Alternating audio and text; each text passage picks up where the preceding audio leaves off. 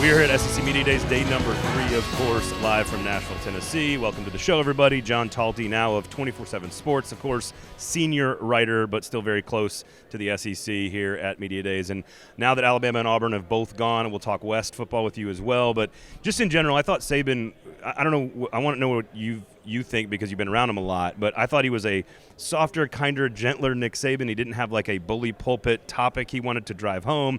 He talks about his grandmother. He talks about Italy. He flexed on the brand a little bit. What were your impressions of Nick Saban sort of?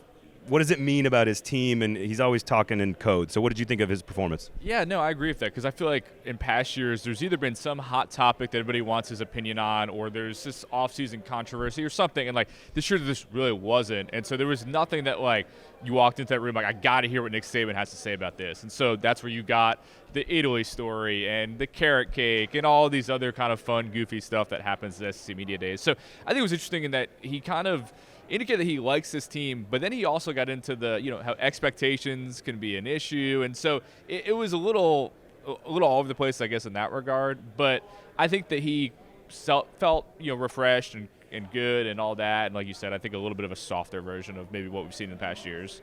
So I think it's probably going to dictate. It's probably going to depend on what happens this year, because this is the first year where I felt like Alabama has some questions about the direction of the program. I'm not doubting Nick Saban. I'm not doubting the talent.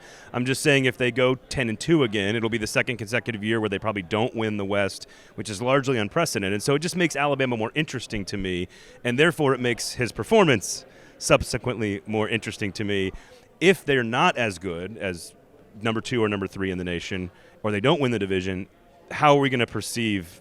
Like, we're not going to talk about his performance at Media Days, but to me it says that, like, I'm taking a trip for the first time in the offseason. Maybe at 71 he's finally starting to relax. I don't know. I don't even know if that's the right question. Well, I think it's funny also that he talked about, and I had heard this before he even went, that, like, he really didn't want to go. He kind of got dragged, like, listen, you're going. And it seems like he had a great time there, and, he got spotted a bunch, and that was a fun little story. But yeah, I think it's interesting in that, like, heading into this year, there feel like there are more questions than past years. Last year, I think when you and I talked, like, everybody felt like that team was going to win it all. It was stacked, especially at the top. Bryce Young, Will Anderson, felt like Georgia was going to take maybe a little step back. Didn't happen. They lose 2 games, and then they don't make the playoff. And I think what's interesting is, I was talking to J.C. Latham, their offensive tackle, earlier, and he was like, we're mad about this. Basically, like, we're going to win it all. We find that talk disrespectful, and 11-2 is not good enough. So you saw a little bit of that Alabama swagger, and that it's so rare, and it's still a little silly to think that Alabama's an underdog, but there is a little bit more of a narrative that they can actually work off of, and that typically is when Alabama and Nick Saban are at their most dangerous. When there's anyone out there in the world doubting them, they will use that. And I think you'll see that used a lot this year heading into the season. It's funny. If you want to hear that clip, you can check it out on the YouTube page, because I was standing there when he said that, and it was not disrespectful to other people. It wasn't like bulletin board material, but it was very much like, no, dude, we're going undefeated. We are not happy with what happened last year. So if you're filling out your ballot, LSU on paper today probably has the more complete team. But the schedule is very different. The game's in Tuscaloosa. Alabama could be fully baked. The cake could be done by the time that game comes around. So if you're filling out your ballot in the West right now, are you going LSU or are you going Alabama? I'm going Alabama, and I think that there's plenty of reasons to pick LSU. I understand that thing, but I think that, the game is at Alabama this year. I think that made a huge difference. And we saw last year over and over again that Alabama team really struggled on the road. And a lot of their toughest games on paper are at home this year. And so I think that will be helpful. I think that, that's later in the season. By that point, they will have, as you said, a fully baked cake, presumably. Who that will be, we don't know, but they will have a starter by that point. I think the Texas game is, maybe the bigger question mark for them right now. But I just think the fact that they lost last year, there's all the questions. Like, it just feels like this is a return for Alabama. That's what I think. Is LSU more equipped to beat Georgia in a one-game situation, or is Alabama's depth and sort of overall roster maturity make them a more likely a more likely team to beat Georgia in a one-game situation from a formula standpoint? It's a great question.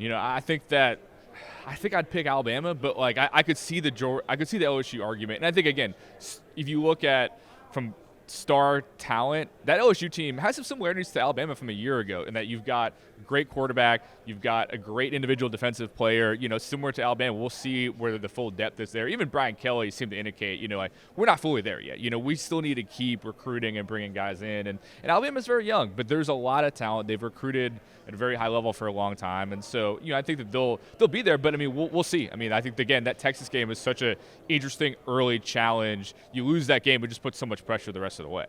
So I've asked this question of everybody because I think the middle class in the SEC is healthier than it's ever been. Some of that's questions at quarterbacks for some of these teams, but just really good, healthy situations. Arkansas fans are excited about their team and their quarterback. Ole Miss fans are excited.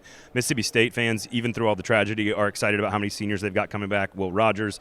Auburn fans are more excited, in my opinion, about this season than Alabama fans are. Alabama fans are like Yankees fans. They just always expect national championships, but Auburn fans are like Mets fans in that they are so excited about Hugh Freeze. So, and you could throw in the East, you could throw Tennessee, you could throw Kentucky in there. South Carolina fans are excited. Of the middle class, and we'll get to Auburn in a second, but of the middle class, who is it that you like to bubble up? Texas A&M is a part of this as well. Who is it that you like to bubble up? Maybe one or two teams that are this year's Tennessee or teams that you think could challenge to get into that top tier? Yeah, it's interesting. Before I got here, we did a 24/7 Sports, like kind of a, an early poll, and it was really hard after the first 3 or 4 to know where to put teams because it felt, no disrespect to Vanderbilt, felt like it was at the bottom, but beyond that, it was hard. I didn't really know where to put these different teams. It feels like, I feel like there's been some Texas A&M buzz recently. I'm skeptical. I feel like the last couple of years makes me skeptical. We'll see. I'd love to, just be a fly on the wall of Bobby Petrino and Jimbo Fisher for, a season. Be a great John Feinstein book if they ever gave that access. But, I think there's some teams that are interesting. Tennessee I do think is going to be very good again. In the East, South Carolina I feel like it's getting some buzz. I'm curious to see what they can do. In the West, LSU was kind of the surprise team last year. Ole Miss is kind of intriguing to me, it's Lane, and like they fumbled it kind of down the stretch, but, lots of potential talent at the quarterback position. I think Judkins is awesome. Best running back, I think, probably in the SEC. And, I just think he's going to do some interesting things offensively. So I guess if I had to pick a team to break out, I think it's Ole Miss, but I don't know how confident I really am in that pick. No, I can tell that you're not that confident. A&M because of the dudes, Tennessee because of the offense, South Carolina because of the game management, Kentucky because of the overall program maturity, Ole Miss because of Lane and the offense and the schedule, and Arkansas because of KJ, and you could just make a case for all these teams. So, which brings us to Auburn. I'm not sure we can make the case for Auburn to be that team, but they will be better. Hugh Freeze has a track record of making teams much better, much quicker. He didn't have to answer any difficult questions at all yesterday in day number 2. But it's not necessarily the place for those kinds of questions. But what is your short-term prognosis? What is Auburn this year? And then what is the long-term projection for Hugh Freeze? I'm more bullish on Auburn this year than I think a lot of people are, in part for the reasons that you're talking about. I've seen some people that have them, 12 or 13 in the SEC. I don't see that at all. I think that Hugh Freeze is too good of a coach. Peyton Thorne, we'll see what he does, but I think he'll elevate whatever he is capable of doing. We've seen him give, these defenses, it was a few years ago, but he used to give defenses fits. We talked about great second half adjustment guy. I think they're going to be a middle-of-the-pack SEC team this year, and it's in part just because they don't have enough dudes to be better than that. But I think long-term they will compete to win the SEC. I think we know he can recruit. We know he's a good offensive coach. I think he's going to have a good staff. I feel pretty strong about what they're capable of doing, and I think it's worth mentioning, too, that, you talk to different people around the SEC, and, I think Auburn is well set up from an NIL standpoint to be very competitive moving forward. And so if they have a little bit of success this year, which I think they will, it'll almost be the opposite of the Brian Harsin, in which I think you'll see money flow in, and it'll ramp up even more. Amazing how that works when all the money flows in when there's a guy that they like, instead of Brian Harsin, who couldn't get anybody to write a check except for, of course, his buyout, which is of course very, very interesting. So when you look at this league, we just mentioned all the sort of the strength of the middle class, and everyone seems happy. Everyone seems excited. Florida fans are sort of patient. They have to be on the build because Billy Napier's working on the build and the infrastructure's there, starting to see some results on the recruiting trail. Somebody is going to be disappointed. You cannot have 14 happy fan bases at the start of the season and the end of the season. Who are the teams, and I don't know since you've been here if you've changed your opinion or if you've been when you're studying it, who are the teams that we look at, we had expectations for, we just talked about all of them.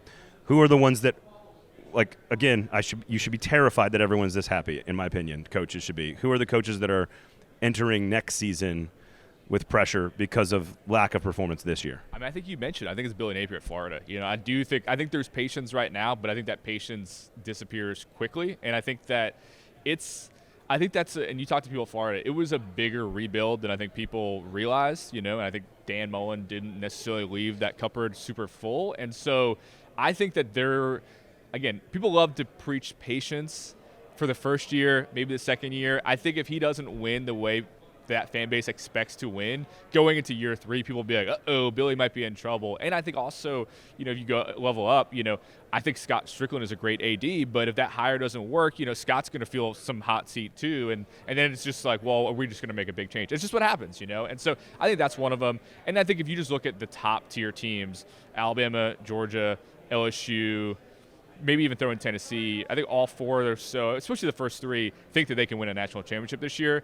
And 2 of them can't, at least, maybe all 3. But somebody out of Alabama and LSU is going to be disappointed this year. And I think if Georgia does not win the East, and I think they will, but if they were somehow not win the East, I think that fan base would be very, very disappointed as well. So you've moved on to the national beat, of course, senior writer. Make sure you check out his stuff for 24/7. As you start covering teams around the country, there are a handful, in my opinion, that have the formula to beat Georgia. And I think it takes an elite quarterback. I think it takes skill weapons. I think it takes a good offensive scheme, maybe some pass rushers. Who in college football if you had to put 2, 3, 4 teams, whoever's on the list? Ohio State showed us a little bit of that last year. Missouri played a very different game against Georgia last year. I don't think you can play that game and beat them. Who are the teams that have the formula around the country? We'll just take LSU and Alabama off the table because they kind of count as teams that could do it. Who around the country, in your opinion, as you move into the national scene, that you think can handle Georgia from a one-game situation, playoff upset type of deal? I mean, you mentioned Ohio State. I mean, I think Ohio State, the way that they can recruit consistently, I think is one of them. I think if you look at just from the star, great quarterback standpoint, I think you have to talk about USC, and just what they have, coming back. And, I'm always a little skeptical, I think, of just the way they faded down the stretch and whether they'll be battle-tested enough by the time they would get a Georgia. But just this is a dude who can win a game by himself. I think Caleb Williams is one of those kind of guys. And, I mean, you could talk yourself into maybe I'm just skeptical in general, but like Texas is a team I think people can talk themselves into. I'm not there yet, but like if they beat Alabama and, Quinn Ewers is killing it, you could talk yourself into they've recruited enough talent that they're kind of getting up to that level. So those are some of them. I mean, but it'll be interesting to see, can you talk yourself into Clemson? I'm not there yet. I mean, you try to go like conference by conference, who are the stars of it. I mean, it's not a lot that can beat Georgia. I mean, it's typically there are 5, 6 contenders that can probably beat them, and I think 2 or so of them are in the SEC, maybe 3.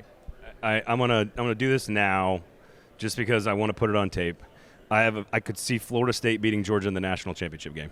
Yeah, I think that's and I think they've got some interesting early games, Florida State, and I think will be a good test. It's a team that's definitely getting a lot of buzz, ended strong. You can talk yourself into that team for sure. And I like Mike Norvell. I think he's a good coach, and so I think that's an interesting one. If they emerge out of the ACC, it's probably them or Clemson, and I think that's an interesting contender for sure.